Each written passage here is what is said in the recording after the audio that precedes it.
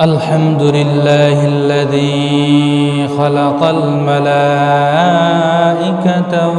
والإنسان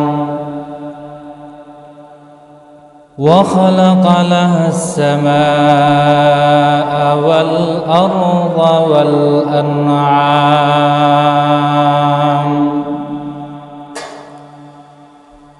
وفرقها من اللون واللسان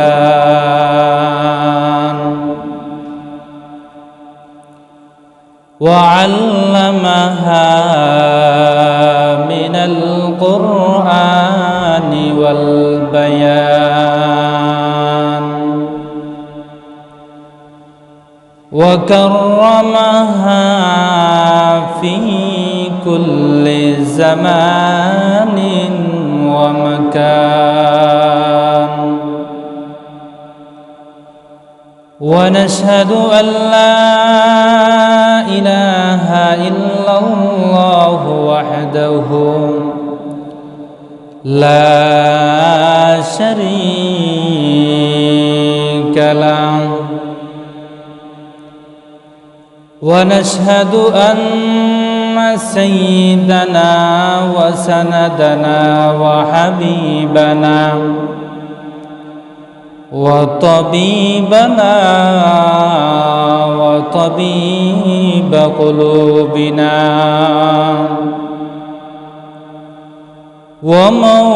ومولانا محمدا عبده ورسوله أرسل إلى الناس كافة بشيرا ونذيرا وداعيا إلى الله بإذنه وسراجا وقمرا منيرا أما بعد فقد قال الله تبارك وتعالى في كلامه المجيد وفي فرقانه الحميد أعوذ بالله من الشيطان الرجيم بسم الله الرحمن الرحيم إنما المؤمنون الذين إذا ذكر الله وجلت قلوبهم وإذا تليت عليهم آياته زادتهم إيمانا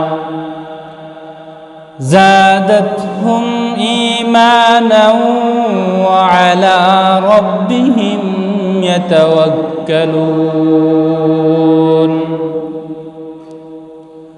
الذين يقيمون الصلاة ومما رزقناهم ينفقون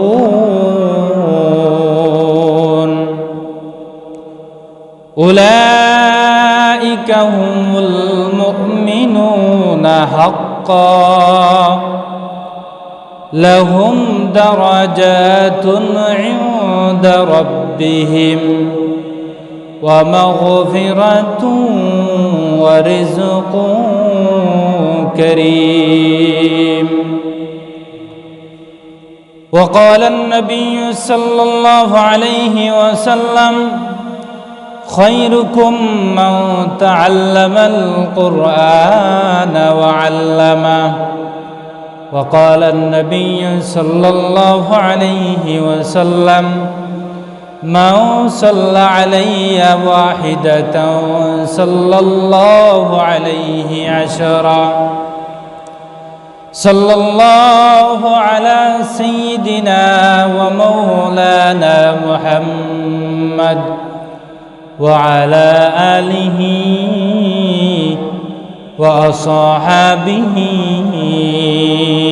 وسلم कौनैन का मुख्तार खुदा तुमको बनाया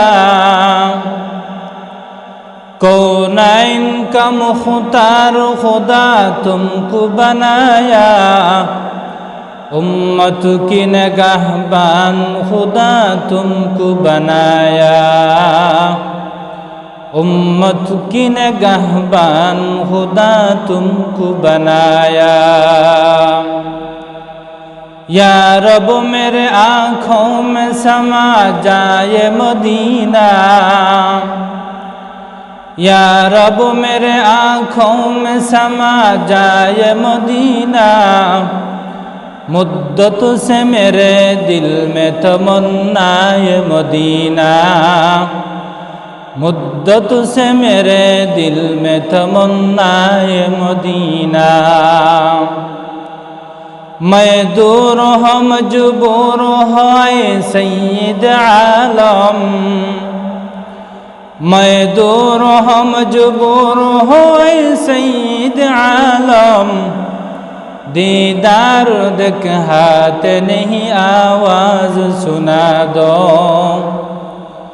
दीदार दिखाते नहीं आवाज़ सुना दो আলহামদুলিল্লাহ সম্মানিত উপস্থিতি সম্মানিত মুসল্লিয়ানে কেরাম পর্দার অন্তরালে অবস্থানরত আমার অত্যন্ত সম্মানিতা মা ও বোনেরা সর্বপ্রথম আমরা সেই মহান রব্বুল ইজ্জতের দরবারে লক্ষ কোটি শুকরিয়া এবং সুজুদ আদায় করছি যে মহান আল্লাহ পাক রব্বুল আলামিন তার অত্যন্ত দয়া এবং মায়ায় আপনাদেরকে আমাকে সুস্থতার সাথে আল্লাহ পাক রব্বুল আলামিন তার অসংখ্য অগণিত বান্দাদের থেকে বাছাই করে আল্লাহ তাআলা আমাদেরকে তার পবিত্র বিধান জুমার 2 রাকাত ফরজ নামাজ আদায় করার জন্য আল্লাহ মহব্বতে মার নজরে আমাদেরকে আল্লাহ তার মহব্বতের ঘর যে ঘরকে আল্লাহ ভালোবাসেন মসজিদ সেই পবিত্র মসজিদে আল্লাহ পাক রব্বুল আলামিন আমাদেরকে আসার এবং বসার দিনই কিছু আলোচনা শোনার আল্লাহ তাআলা তৌফিক দান করেছেন এজন্য আমরা সর্বপ্রথম সেই মহান রব্বুল ইজ্জতের দরবারে লক্ষ কোটি শুকরিয়া আদায় করি আমরা সকলেই বলি আলহামদুলিল্লাহ সম্মানিত উপস্থিতি আমরা মুসলমান আল্লাহ পাক রব্বুল আলামিন মানব জাতিকে এই পৃথিবীতে পাঠানোর উদ্দেশ্য কি আমাদের সকলেরই জানা আল্লাহ পাক রব্বুল আলামিন এই পৃথিবীতে জিন এবং ইনসান কে পাঠিয়েছেন একমাত্র আল্লাহ পাক রব্বুল আলামিনের গোলামি করার জন্য আল্লাহর উপাসনা করার জন্য আল্লাহর বন্দেগী করার জন্য আল্লাহ পাক রব্বুল আলামিন নিজেই কোরআনের মধ্যে বলে দিয়েছেন ওমা খালাকতুল জিন্না ওয়াল ইনসা ইল্লা লিয়াবুদুন যে আমি জিন এবং ইনসান মানুষ এবং জিন জাতিকে আমি আল্লাহ তাআলা সৃষ্টি করেছি একমাত্র আমি আল্লাহর গোলামি করার জন্য বেরাদান ইসলাম আমি আপনাদের সম্মুখে সময় একেবারে সংক্ষিপ্ত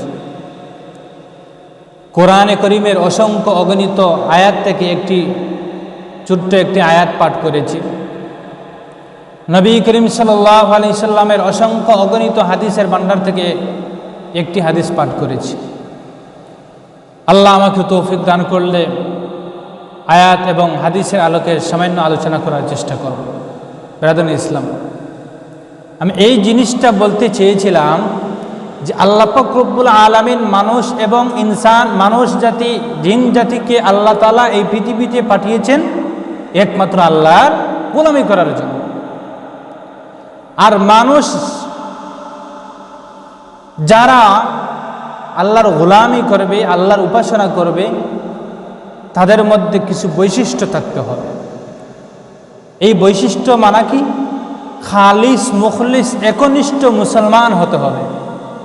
শুধু নামে মুসলমান, আমার ভিতরে থাকলো নেফাকি, কুফুরি, বদ্দিনী, আর এগুলোকে আমার সাথে নিয়ে আমি নামাজ পড়লাম, জিকির আজকার করলাম, তাহলে এই আমার নামাজ এবং এই জিকির আমার কোনো কাজে আসবে না। বরং একজন খাঁটি মুমিন হতে গেলে, একজন খাঁটি ইমানদার হওয়ার জন্য যতগুলো গুণের প্রয়োজন আছে, যদি এই সমস্ত গুণ আপনার মধ্যে থাকে আর এরপর আপনি আল্লাহর গোলামি করেন, তাহলে আল্লাহ পাক রব্বুল আলামিন আপনার এই গোলামিকে, আল্লাহ আপনার এই বন্দেগীকে, এই ইবাদতকে আল্লাহ কবুল করবেন। আমি আপনাদের সম্মুখে খাঁটি মুমিন এবং খাঁটি ইমানদার কারা,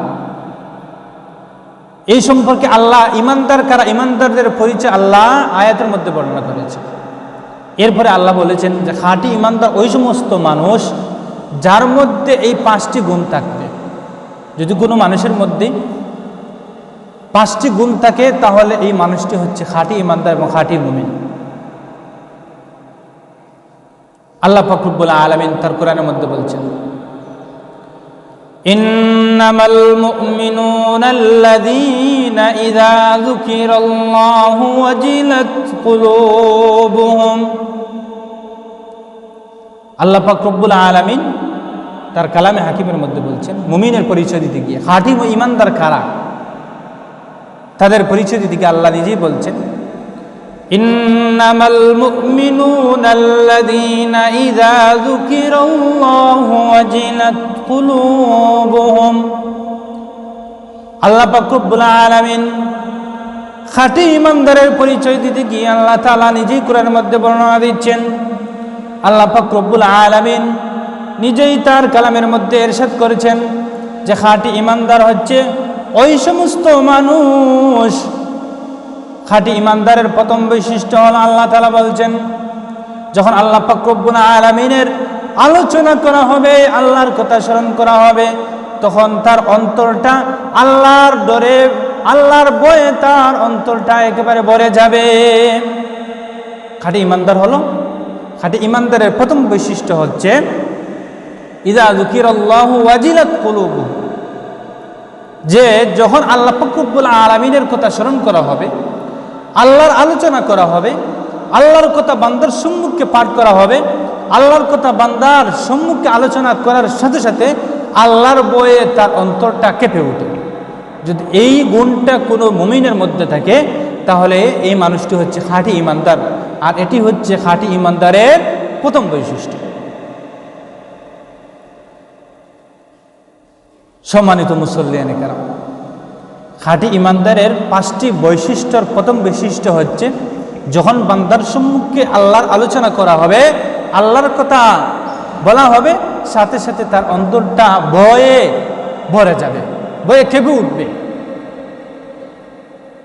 এই জন্য বেরাদান ইসলাম, আমি আমার জীবনটা সর্ববিষয়ে এমনভাবে চালাবো যাতে এই জিনিসটা প্রমাণিত হয় যে আমার অন্তরে আল্লাহর ভয় আছে। আমরা সাহাবায়ে কেরামের জীবনী, নবীদের জীবনী তালাশ করলে দেখা যায় তারা কতটুকু তাদের ভয় ছিল আল্লাহর, তাদের অন্তরে আল্লাহর ভয় ছিল। আফসোস লাগে, আমরা অনেক সময় অনেক বড় বড় কাজ করে ফেলি, কিন্তু আমার অন্তরে আল্লাহর ভয়টা আসে না। মনে রাখবেন, যদি আপনার ভিতরে আল্লাহর ভয় না থাকে, তাহলে আপনি খাঁটি ইমানদার কিছুতেই হতে পারবেন না। এই খাঁটি মুমিন তারাই যাদের ভিতরে আল্লাহর ভয় আছে। এটি হচ্ছে প্রথম বৈশিষ্ট্য। লম্বা আলোচনা,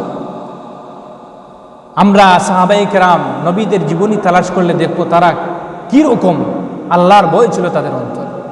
আমি সংক্ষেপে একটি ইশারা দিচ্ছি।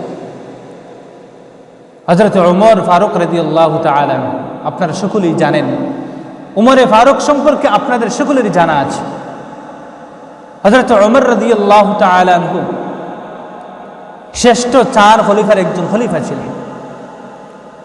ওমর রাদিয়াল্লাহু তাআলা আনহু প্রধানমন্ত্রী ছিলেন, শাসক ছিলেন, খলিফা ছিলেন।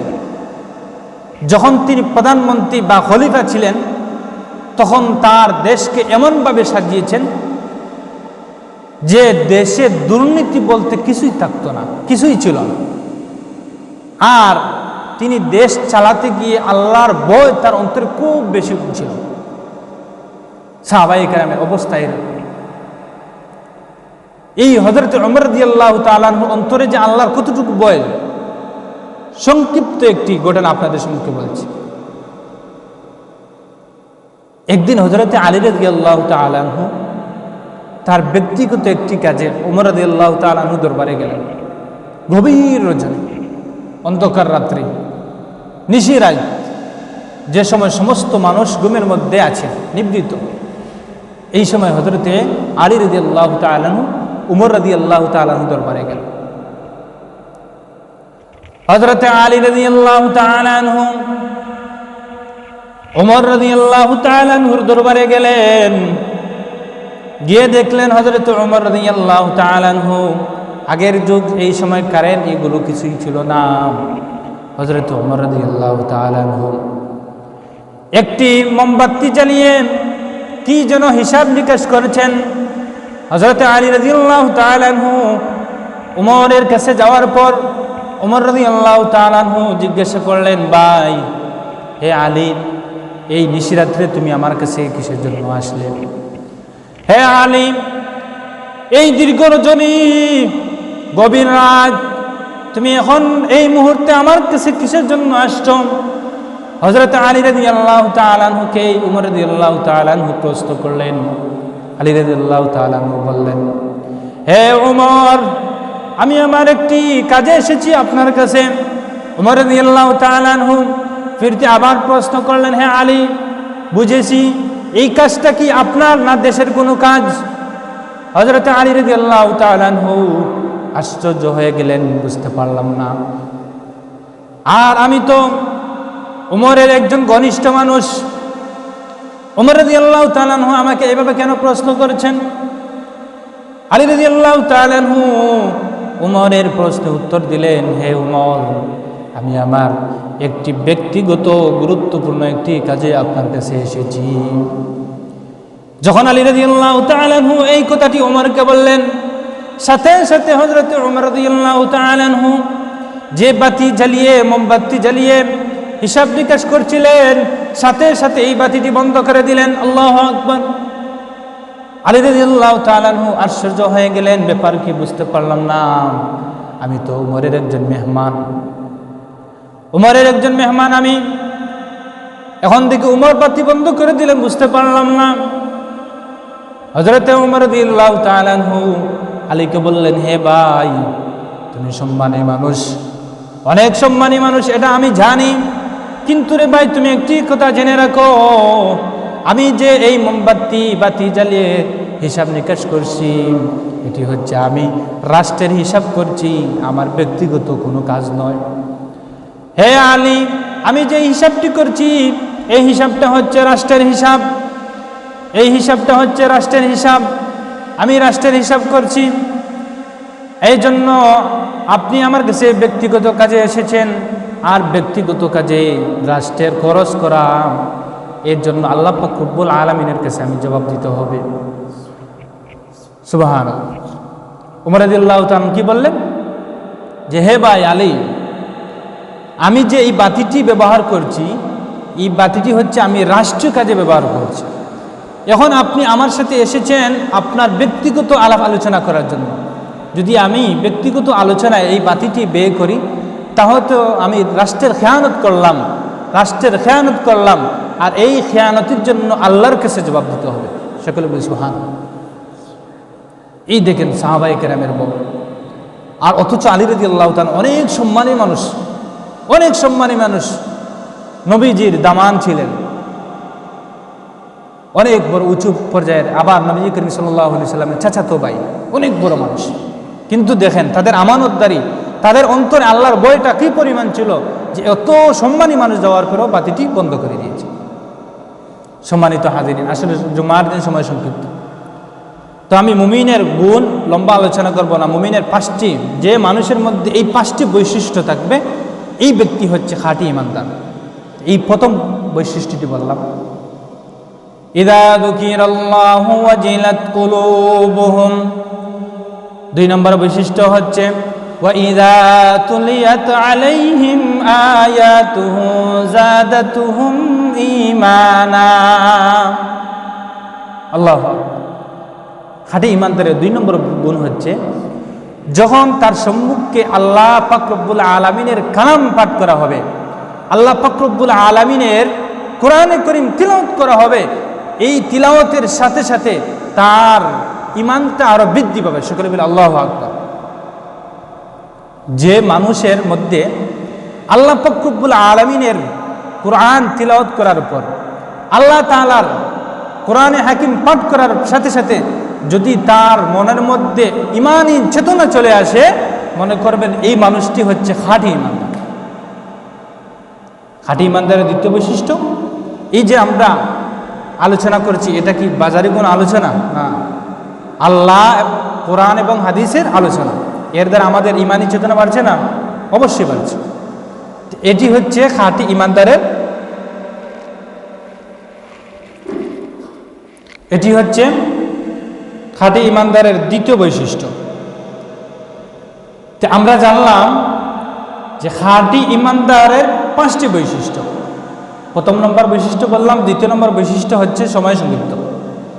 যে খাঁটি ঈমানদার ওই সমস্ত মানুষ যখন তাদের সম্মুখে আল্লাহর কালাম পাঠ করা হবে, আর কালাম পাঠ করার সাথে সাথে তার ঈমানি চেতনা আরে বেড়ে যাবে। সকলে আল্লাহু আকবার। এই ঈমানি চেতনা, খাঁটি ঈমানদার হতে গেলে আল্লাহর কালাম জানতে হবে। আমাদের ছেলে মেয়ে যারা আছে তাদেরকে কোরআন শিক্ষায় শিক্ষিত করতে হবে, কোরআন শিখাতে হবে। যদি আমরা আমাদের ছেলে মেয়েদেরকে কোরআন শিখাই, তাহলে তো তারা ঘরের মধ্যে তিলাওয়াত করবে, আর এই তিলাওয়াতের দ্বারা আমার ঘরটা নূরান্বিত হয়ে যাবে, আর আমাদের প্রতিটি ফ্যামিলির প্রতিটি ঘরে ঈমানি চেতনা যাবে। আল্লাহ তাআলা আমাদের সকলকে, আমাদের ছেলে মেয়েদেরকে কোরআনে হাফিজ বানানোর তৌফিক দান করুন। সকলে বলি আমিন। সম্মানিত মুসল্লিয়ানে কেরাম, এই হচ্ছে খাঁটি ঈমানদারের 2 নম্বর বৈশিষ্ট্য। ইন্নামাল মুমিনুনা আল্লাযীনা ইযা যুকিরাল্লাহু ওয়াজিলাত কুলুবুহুম ওয়া ইযা তুলিয়াত আলাইহিম আয়াতুহু যাদাতুহুম ঈমানা زادتهم إيمانا وعلى ربهم يتوكلون।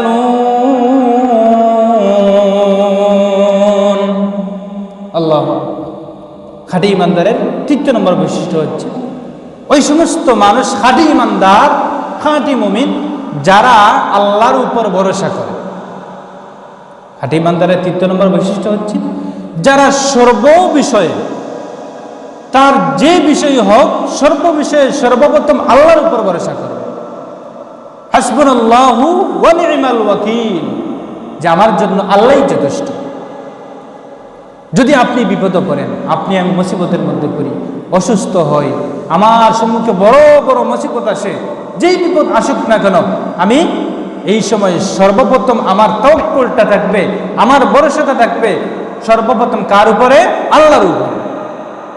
কিন্তু আফসোস, আমরা যখন কোনো বিপদের মধ্যে পড়ি, আমরা চেষ্টা করি সর্বপ্রথম কোন মানুষের ওয়াসিতায় উদ্ধার হওয়ার চেষ্টা করি। আমরা একবারে নিরাশ হয়ে যাই, একেবারে পেরেশানির মধ্যে পড়ে যাই। অসুস্থ হলাম, আমরা সর্বপ্রথম ডাক্তারে যাওয়ার চেষ্টা করি। অথচ খাঁটি ঈমানদারের বৈশিষ্ট্য হচ্ছে সর্বপ্রথম আল্লাহর উপর তাওয়াক্কুল করা, আর সাথে সাথে 2 রাকাত, সর্বপ্রথম 2 রাকাত নফল নামাজ পড়া। আমি সংক্ষেপে বলছি, এই হচ্ছে খাঁটি ঈমানদারের 3য় নম্বর বৈশিষ্ট্য। আল্লাহ তাআলা এই গুণটিও যেন আমাদের মধ্যে ফিটিং করে দেন, অর্থাৎ আল্লাহ যেন সর্বক্ষেত্রে, সর্ববিষয়ে, যে বিষয়টা আমার সম্মুখে আসুক না কেন, আমি মুসিবতের মধ্যে পড়ি, বিপদের মধ্যে পড়ি, যাই আমার জীবনে হোক, আমি সর্ববিষয়ে সবর গুজার থাকবো, আমি শুকর গুজার থাকবো, আমার ভরসাটা থাকবে আল্লাহ পাক রব্বুল আলামিন। আল্লাহ তাআলা আমাদের সকলকে তৌফিক দান করুন। এই হচ্ছে তৃতীয় নম্বর বৈশিষ্ট্য। وعلى ربهم يتوكلون। তৃতীয় নম্বর বৈশিষ্ট্য আল্লাহর উপর তাওয়াক্কুল করা। খাঁটি ঈমানদারের চতুর্থ নম্বর বৈশিষ্ট্য হচ্ছে আল্লাযীনা ইউকিমুনাস সালাতা ওয়া মিম্মা রাযাকনাহুম ইউনফিকুন। খাঁটি ঈমানদারের চতুর্থ নম্বর বৈশিষ্ট্য হচ্ছে নামাজ কায়েম করা। যে সমস্ত মানুষ সময় মতো নামাজ আদায় করে, জোহরের নামাজ জোহরের সময়, আসরের নামাজ আসরের সময়, মাগরিবের নামাজ মাগরিবের সময়, ফজরের নামাজ ফজরের সময়। এমন নয় মসজিদে ইমাম সাহেব আজান দিলেন, ফজরের আজান, গভীর শীতের রাত্রি, আমি ঘুমের মধ্যে গভীর ঘুমে শায়িত থাকলাম, সূর্য উঠার পর আস্তে আস্তে ওযু করে নামাজ পড়লাম। এই নামাজটা নামাজ নয়, বরং জোহরের নামাজ জোহরের সময় পড়তে হবে, আসরের সময় আসরের নামাজ পড়তে হবে। জোহরের নামাজের সময় আমার দুনিয়াবি যত কাজ থাকুক না কেন, আমার যত ব্যস্ততা থাকুক না কেন, আমি অসুস্থ হই, আমি যেই মুসিবতের মধ্যে থাকি না কেন, যদি আমার হুঁশ বুদ্ধি থাকে, তাহলে খাঁটি ঈমানদারের প্রথম দায়িত্ব হবে, যদি আপনি বিছানায় অসুস্থ হয়ে শায়িত থাকেন আর ইশারা করতে পারেন, এই সময় আপনার জন্য নামাজের ছাড় নেই, এই সময় আপনার নামাজের ছাড় নেই। আপনি গভীর, আপনি অনেক অসুস্থ, যে অসুস্থতার কারণে আপনি কানাবিনা করতে পারেন না, ঘুম নেই, কিছু নেই, লড়াচড়া কিছুই নেই, কিন্তু আপনি সামান্য সামান্য ইশারা করতে পারেন, এই সময় আপনার নামাজের ছাড় নেই, এই সময় আপনি নামাজ পড়তে হবে। যদি কোনো মানুষের গুণ এরকম হয়ে যায়, সে যেই মুসিবতের মধ্যে পড়ুক না কেন, তার যতই ব্যস্ততা থাকুক না কেন, সর্বপ্রথম সে আল্লাহর হক অগ্রাধিকার দেয়। জোহরের সময় বলে আমার আল্লাহ আহ্বান করেছেন নামাজের জন্য, আমি নামাজে চলে যাই। আসরের আযানের সময় বলে বান্দা আমার কাজের সময় নেই, এখন আমার নামাজের সময়, আমি নামাজ পড়তে হবে। এইভাবে যদি বান্দা সর্বক্ষেত্রে আল্লাহর হককে অগ্রাধিকার দেয় আর সময় মতো নামাজ পড়ে, তাহলে এই মানুষটাও হচ্ছে খাঁটি ঈমানদার। এই হচ্ছে খাঁটি ঈমানদারের চতুর্থ নম্বর বৈশিষ্ট্য। আর খাঁটি ঈমানদারের পঞ্চম নম্বর বৈশিষ্ট্য হলো যে আল্লাহ পাক রব্বুল আলামিন আপনাকে আমাকে যে ধন সম্পদ দান করেছে, ওয়ামিম্মা রাযাকনাহুম ইউনফিকুন, যে আমি আল্লাহ আমার বান্দাকে যে রিজিক দিয়েছি, যে সম্পদ দিয়েছি, এই সম্পদ থেকে আমার বান্দা গরিব, এতিম, মসজিদ, মাদ্রাসা এগুলোতে দান খয়রাত করবে। অর্থাৎ খাঁটি ঈমানদারের পঞ্চম নম্বর বৈশিষ্ট্য হচ্ছে ওই সমস্ত মানুষ খাঁটি ঈমানদার, যদি আল্লাহ তাকে টাকাওয়ালা বানান, তার টাকা পয়সা থেকে ধনী হয়, এলাকার গরিব এতিম মিসকিন থাকে, মসজিদ থাকে, মাদ্রাসা থাকে, এই সমস্ত জিনিসে তার সম্পদের একটু অংশ ব্যয় করে, আর তার নিয়তটা থাকে এই নিয়ত যে আল্লাহ আমাকে ধন দিয়েছেন, আল্লাহ আমাকে কোটিপতি বানিয়েছেন, এলাকার অনেক মানুষ থেকে বাছাই করে আল্লাহ আমাকে ধনী বানিয়েছেন, আমি আমার এই মালের শুকরিয়া আদায় করতে, আমি আল্লাহর বান্দা, আমি খাঁটি ঈমানদার, এই গুণটা আমার মধ্যে ফিটিং করতে চাই, এই নিয়তে আল্লাহকে খুশি করার জন্য যদি মানুষ কি করে দান খয়রাত সদকা করতে থাকে, মন উজাড় করে, মানুষকে দেখানোর উদ্দেশ্য নয় যে অমুক মানুষ বলবে আমি মসজিদে 10,000 টাকা দান করেছি, অমুক বলবে আমি এলাকার অমুককে 5,000 টাকা দান করেছি, যে আমি জলসায় অত টাকা দান করেছি, মানুষ বলবে আমি দানবীর, এরকম কোনো নিয়ত যদি না থাকে আর খালিস একমাত্র আল্লাহকে খুশি করার জন্য বান্দা দান করে, তাহলে এই মানুষটা হচ্ছে খাঁটি ঈমানদার। সুবহানাল্লাহ। এই হলো খাঁটি ঈমানদারের 5টি বৈশিষ্ট্য। সময় শেষ। এই হচ্ছে খাঁটি ঈমানদারের 5টি বৈশিষ্ট্য। এই 5টি বৈশিষ্ট্য যার মধ্যে থাকবে সেই হচ্ছে খাঁটি ঈমানদার। আল্লাহ খাঁটি ইমানদারের, এখন তো আমরা তো কাজ কাম করলাম, যদি কামলা কাজ করে তাহলে তো সময়ের যে সময় শেষ হবে তার মজুরিতে দিতে হবে।